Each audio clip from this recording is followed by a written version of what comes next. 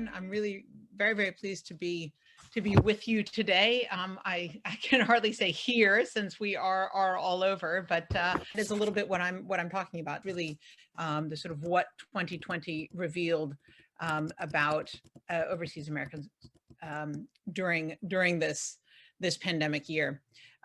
And what that really did reveal is that this differential inclusion that has always been there is something that became even more apparent with COVID, and that's across a number of bases. So the political inclusion and exclusion is just one of the things I'm going to talk about today. One important caveat: this is not yet a paper. It is very much a work in progress. So I am very grateful for feedback as it moves toward becoming a paper. So as Daniela already said, so certainly today and in my work more generally, I do work on immigrants from one of the world's foremost immigration countries. And that makes us look at some assumptions from a slightly different perspective. And I think that then looking at those assumptions then enables us to feed that back in and contribute to the discussion on migration overall, and not just on migrants from the global south. There has been an increase in research on what's variously called privileged migration or migration from the global north, but there is still a widespread assumption that much migration is from a poorer country to a richer country, from a more restrictive one to a more open one, and that's not necessarily the case. I just have a quote for you. Roger Waldinger, speaking of sort of what we might call more classic migrants, says that, and I quote, "The migrants' foreign location undermines their legitimacy as political actors back home." And then he goes on and he says, "In leaving the home state, immigrants retain citizenship, but not all citizenship rights." And that's absolutely the case with US citizens as well. And so I'll be talking about that in different aspects. Just one last introductory comment, and that's that there's often an assumption about migration, even voluntary migration, that people are proactively migrating in order to exit in a Hirschmanian sense, right? That even that in some way they're demonstrating their displeasure with the country that they've lived in, either politically, socioculturally, economic deprivation, and so forth. I've talked about this concept of the accidental migrant, the person who leaves for 9 months and is still overseas abroad 25 years later. And so that migration has become permanent. So that's just something else I want to mention as well. So today, brief introduction, then I will speak a bit about these differential inclusion of overseas Americans as revealed by COVID-19, speaking about subjective inclusion, subjective exclusion, which is something that the overseas American population as an immigrant or as a diasporic group is not part of the national imagination in the United States. And we can see that through the COVID-19 repatriation outreach. Healthcare exclusion. I ran a survey about a year ago asking people if they intended to return to the United States or remain abroad. And it turned out that exclusion from healthcare in the United States or inclusion in healthcare abroad was one of the reasons, or the primary reason. Talk about that. Economic inclusion, in economic impact payments, and political inclusion and exclusion in the 2020 elections. And so I'll talk about all of that. One of the things that I'm actually not going to talk about, but I do want to mention, is that what we might call the power of the US passport dropped precipitously about a year ago. Suddenly, US citizens were not able to travel around the world as they had been used to. There was no more visa-free entry. This did not affect, I think, quite so much Americans who were already living outside of the United States, but it certainly did affect those who intended to move somewhere, whether temporarily or to some extent permanently. So again, not my topic, but that clearly is one of the impacts of COVID-19 on Americans and migration. And so I just want to mention that as well. So in terms of an introduction, 9 million US citizens are estimated to live abroad, according to the US State Department. As I mentioned earlier, in preparing this presentation, I've come across 2 more estimates. And so a lot of these estimates are developed on the basis of assumptions and existing data and extrapolated out from those existing data sources. Very few of those estimates actually give the exact formula by which they arrive at their final conclusion. And so that's something that clearly there's a lot more work to be done in terms of being able to determine how accurate any of these estimates are. But so I'm going today with the 9 million US citizens estimated by the US State Department. All US citizens, regardless of where they live, subject to taxation or requirement to file a tax return on worldwide income, and that since 1962. FATCA, the Foreign Account Tax Compliance Act, and a play on the term FATCAT, has been in place since 2010, coming fully into force in 2014 with increased financial reporting requirements. And that is only on US citizens residing overseas, and in some cases having bank accounts overseas. There's been a right to vote in federal elections since 1975. And so that's sort of the basic key facts. And so I think about what COVID-19 has really revealed. Those are further aspects of differential inclusion, and that really brought into starker contrast what we already knew. And that's one of the things, is that this citizenship-based taxation combines with jus soli. So if you're born in the United States, there's birthright citizenship, you become a US citizen, unless your parents are diplomats or serving military of another country. And so what we have is they call themselves the accidental Americans, people who might have been born in the United States and lived there for 2 months, but they are still liable for filing tax returns and more. The US citizenship also is passed on by jus sanguinis. So children born abroad to a US citizen also have US citizenship. And those are what's called the never resided in the political engagement literature. And many of those never resided don't have the right to vote. So that's when we talk about this differential political inclusion, and I've spoken about that before. And that, in a large way, comes from the way the American political system is divided into federal competencies and state. And so individual Americans have the individual right to vote, and that right to vote in federal elections since 1975. Diasporic block voting is in one election and one election only, and that is the Democrats abroad global primary. Primaries are run by parties and elections are run by states, even for federal office, for president. Again, the Electoral College and so forth. And so each party can decide how they elect a candidate for president. And in that case, the Democratic Party has decided to give overseas Americans, overseas Democrats, that right to bring delegates to the Democratic National Convention and so forth. And so in that one election, you have diasporic block voting. So that is a diasporic inclusion. But all other elections are across the overseas American population, vote across 50 states. So they have an individual right to vote, but they don't speak with a collective voice. As I mentioned, those who are never resided are excluded from voting in 13 states. And males are required to register for selective service. And of course, everyone must file tax returns. And that's, again, so there is a certain population that is taxed, but does not have the right to vote, and must register for selective service, but does not have the right to vote. And so these are some of the when we talk about the differential inclusion and exclusion, obviously it's a flip side. And that's part of what we're talking about, as well as the individual right, but not the dedicated block.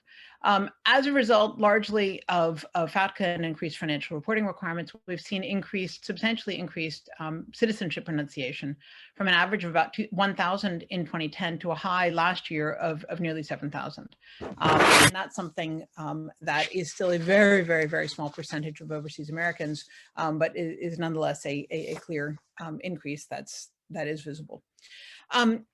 I'm going to talk a little bit about some theoretical reflections, but this is very much the still work in progress part of this. But differential inclusion usually refers to migrants without citizenship in the country of residence, and I'm using it to refer to a diasporic population.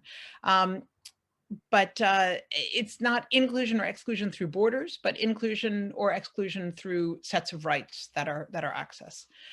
Partial citizenship I'll say is more relevant for overseas Americans in their country of residence, because that's always, and I just want to mention that often we do focus on one side or the other, and I'm just going to mention that these overseas Americans are also resident elsewhere, right? Marshallian citizenship is another way to think about what we're talking about today, these sort of bundles of rights of civic, social, and political, and there are differential access to each of those. And then we can think about Rana Bobek's work on democratic inclusion principles of his all affected interests, all subject to coercion, and all citizenship stakeholders. And those three are really interesting ways to think about the American case, and I'm still working on developing that further. So that for theoretical reflections as a basis to move on. So as COVID-19 started hitting in January, February, March of 2020, the US State Department posted this image and injunction on Twitter, on Facebook, on its website, saying US citizens should make plans to return home now. And this was something that after March 13th, when President Trump announced that travel from Europe would no longer be possible, and we saw crowds of people in European airports and in American airports trying to get home before that ban entered in. And of course, a couple hours later, it was corrected to say that US citizens would continue to be able to return to the United States. But for a day or so, it was unclear. And then there was the global level 4 health advisory issued on March 31st, saying all international travel should be avoided. Now, this was an interesting reaction, right? And this is where we can talk about this. You can see the comments here where these are a couple comments sort of saying, why would I go back to the United States, which at that time with New York City was particularly badly hit. Here are 3 comments off of the 1,400 from that Facebook post that give you a representation of some of the comments. One person said, yes, I'd be happy to go back, but I'll be taxed twice, so I'm not going back. Another person says, so how do we do that? It doesn't look like I'm going to be able to get out. And then someone really says, this isn't meant for me, is it? I'm teaching in Singapore. I'm taken care of. I'm doing well. But seeing these urgent messages creates panic, and it's making me second guess myself. And so this is something that one State Department report issued recently on the repatriations talked about bringing home America's citizen diplomats. And these were Fulbright scholars and others on similar programs. So there is this concept of the citizen diplomat in the United States, but it's not used to apply to US citizens living abroad. And so subjectively speaking, this is, again, we can think about this as Americans abroad as being either world travelers or temporarily abroad, but they're not immigrants or a diaspora. And so here there's an image of people rushing back home after the President Trump issued the European travel ban. And so a number of people certainly did return under their own steam. And over 100,000 US citizens were repatriated with State Department assistance, which is an absolutely staggering feat of assistance and support. And that's something, of course, Angeliki and Daniela working on as well of consular support. And this is something, but at the same time, the vast majority remained overseas. Now, in some of the fine print, there was mention of US citizens, if you live abroad, remain there. But the main messaging was return home now, this subjective exclusion. And so that made me say, so what are people doing? That clearly a lot of people, most people didn't return home. So I ran a little survey, very small opt-in online survey administered at the end of April last year. 125 people responded. Of those, the majority were US citizens. And about a third had lived in their country of residence for 10 years or more. More than that had lived outside of the US for 10 years or more. And of that 125 respondents, about a fifth had returned to the United States and about 80% remained abroad. And so then I asked them, okay, why did you remain abroad? And the number one mention overall of three mentions was that healthcare was better where they were living. The first mention overall was I live abroad permanently. healthcare. Now, in the comments, there were also comments that people made. It became clear that it wasn't just that healthcare is better here, and I had phrased that purposely that way as a well, if you will, pull factor rather than push factor. But in the comments, it became clear that it wasn't just that healthcare was better abroad, but they had no healthcare in the United States, and that's something that shouldn't really come as a surprise.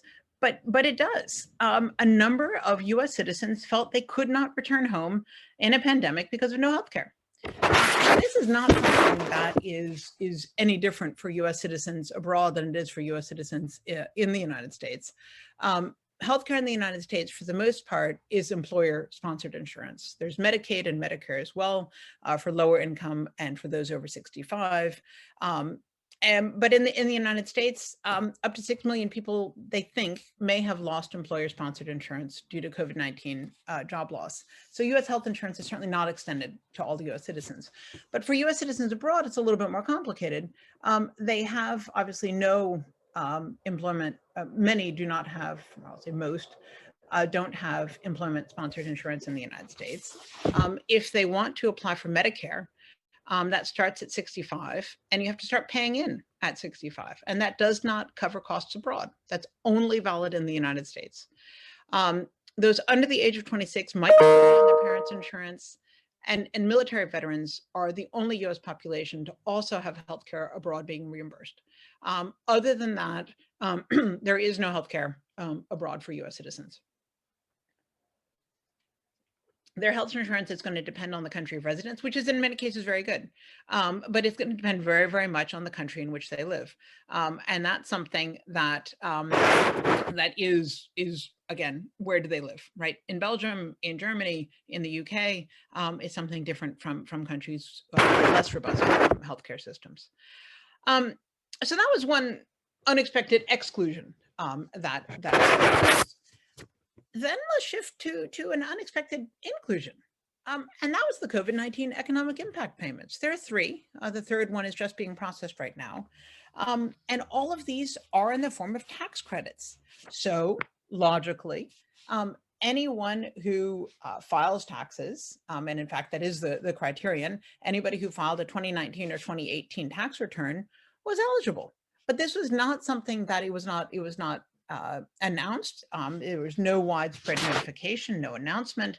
And the first sort of word of this started filtering out in spring 2020 as first one American and then another sort of started posting a question on Facebook or on Twitter saying, hey, did you get one of these?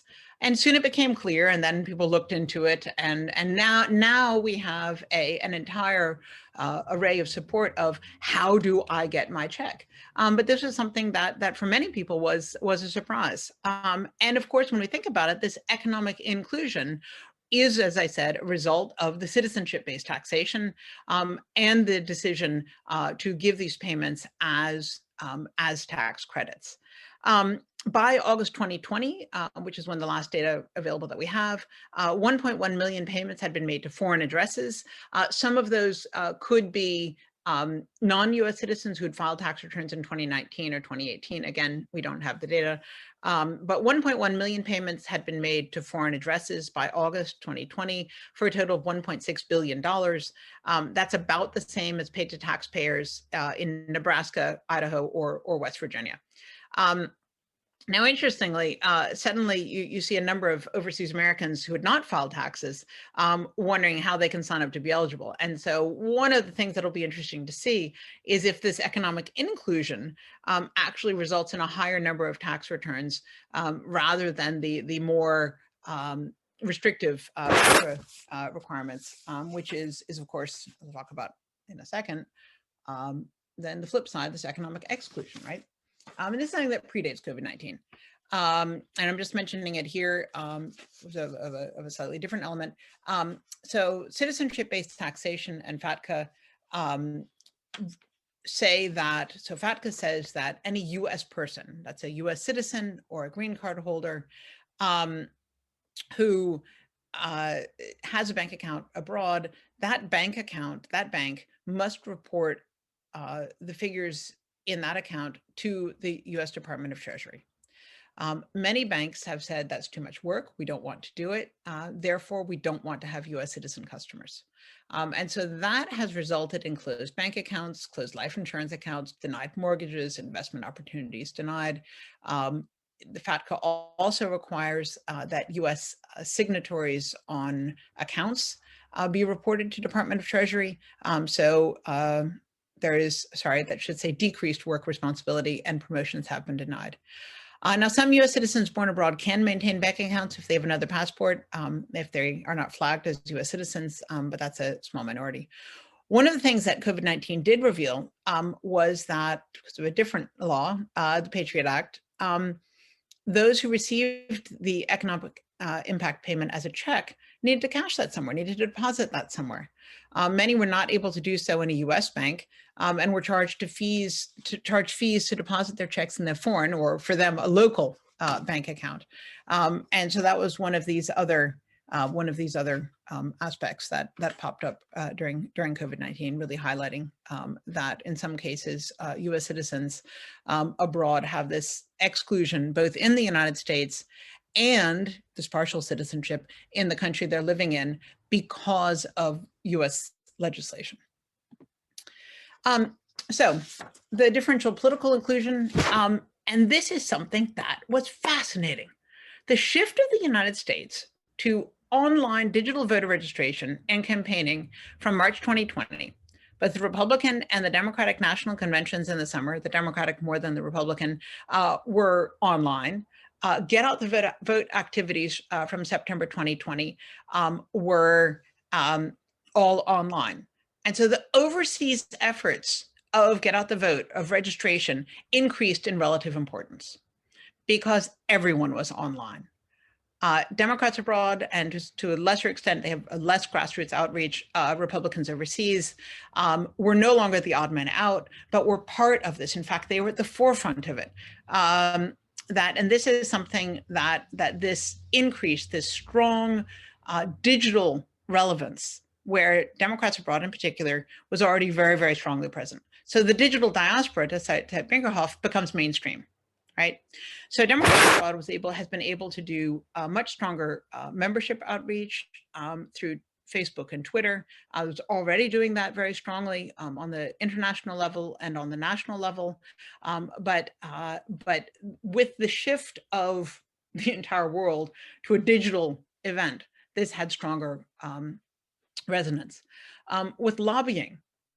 With voting assistance, all of this has been facilitated by a widespread shift to digital interaction. Democrats abroad hosted over 40 Zoom webinars with leading political figures who were very hard to get hold of before. But now, since they're doing Zoom webinars with everyone, the Democrats abroad is the 51st virtual state, and is one more state to do a webinar with, not the odd ones out who aren't here in person. Although, of course, Democrats abroad does have delegates at the Democratic National Convention. And in fact, the chair of the DNC, governors, Democratic presidential candidates, and many more were on webinars with Democrats abroad. Legislative outreach and lobbying, there too, Democrats abroad is on equal footing and can be much more effective because everyone's online. And this is something that really having a strong digital presence already as a digital diaspora and the world shifting to a digital world was something where that effectiveness really is seen. Democrats abroad had an online voting help desk during the course of the 2020 campaign, and over 100,000 people were assisted. And in terms of fundraising, there were $955,000 were raised in the 2019-2020 cycle, nearly more than twice as much in the previous presidential cycle. Now, certainly quite a lot of that is going to be a Trump effect. There have been a number of points of bumps in fundraising and political engagement. One was in 2004, post-Iraq war, another 2008 with the Obama versus Clinton primary, and 2016 with the Clinton versus Sanders primary. But again, with digital outreach, that's an additional factor that really is seen as being quite a strong one. Now, it's differential political inclusion. because we do still have the various elements of exclusion, and that's this exclusion of the never resided, who are not able to vote. But there is, in terms of lobbying, there is ongoing lobbying in order to get a bill going on turning that around. And again, the voting remains dispersed across 50 states, and that's not something I think that's going to change. That would require a constitutional amendment, and going back to our subjective exclusion, there's not a strong political will to give a collective voice to an American diaspora that is not subjectively included in the national imagination or the national identity.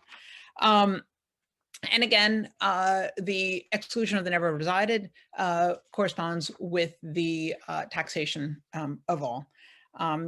And so with this no block voting, that is relevant insofar as there are elements that affect the collectivity of overseas Americans, namely FATCA and taxation, but there is no collective electoral voice to address that. Now, in terms of the impact of the elections of 2020, we do not yet have the official figures. The Electoral Assistance Commission report is due in June, and then we will have a sense there. But we do already know that Democrats Abroad reports 235,000 FPCA, so requests for ballots, or FWAB, that is the federal write-in ballot if the ballot didn't come in time, and that compares to 154,000 4 years ago. So it's an over 50% increase. We know that in Arizona, which Biden won by 10,457 votes, 20 to 22,000 ballots were sent out. We know in Georgia, where Biden won by just under 12,000, 17,000 overseas ballots were requested.